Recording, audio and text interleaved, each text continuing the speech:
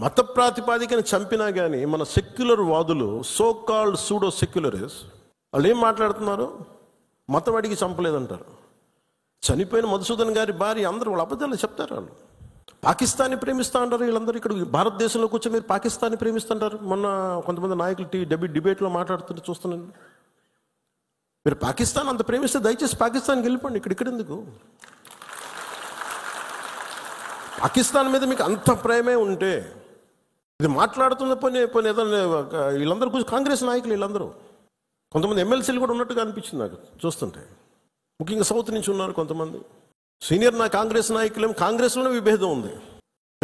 మేము వెళ్ళిపోతే మీరు పాకిస్తాన్ని, మీరు భారతదేశంలో దాడి జరిగినప్పుడు భారతదేశానికి నిలబడాలి తప్ప పాకిస్తాన్కి నిలబడతాం మీరు సెక్యులరిజం అంటే అది ఏ ససేమిరా ఎవరు ఒప్పుకోరు. ఇక్కడ ఆ బలం మనం చూపించాలి. మనం ప్రాణాలు పోతే తిరిగి వస్తాయా?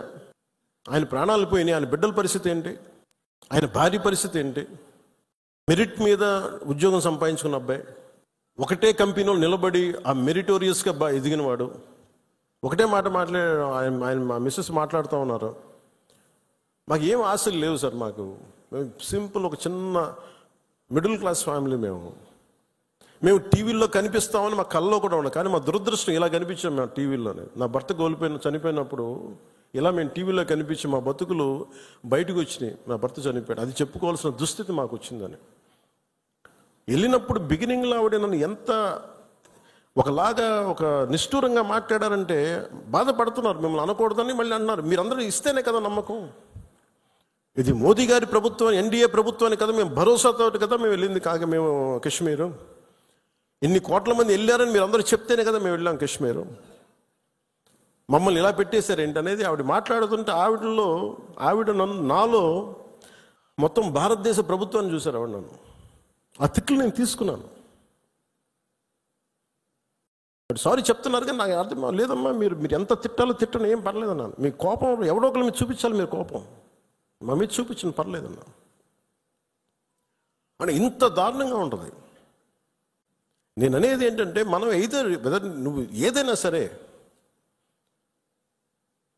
మత ప్రాతిపాదికన చంపటం ఇది మటుకు అస్సలు ఏమాత్రం సహించలేదు. అంటే ఎందుకు భారతదేశం చాలా బలమైనది. భారతదేశం మన సెక్యులరిజం చెప్పుకోకర్లా. సెక్యులర్ అనే పదం మనం యాడ్ చేయక్కర్లా. సెక్యులర్ పదం అని యాడ్ చేయకముందు 70s వీఆర్ సెక్యులర్. సెక్యులరిజం అంటే అపీస్మెంట్ కాదు. అది వైట్ వాష్లు చేయకండి తప్పులు చేస్తే. సర్ తన్సే జుదా అని చెప్పి అంటే అట్లాగే తుపాకులతో సర్ తన్సే జుదా చేశారు వాళ్ళు ఉగ్రవాదులు. తల లేదు. పట్టుకుందాం ఆకన్నా ఇలా అంటే తల లేదు అక్కడ. మీరు ఊహించుకోగలరు. అది ఇది మాట్లాడే తల లేదు. ఇంత క్రూరంగా చంపేశారు.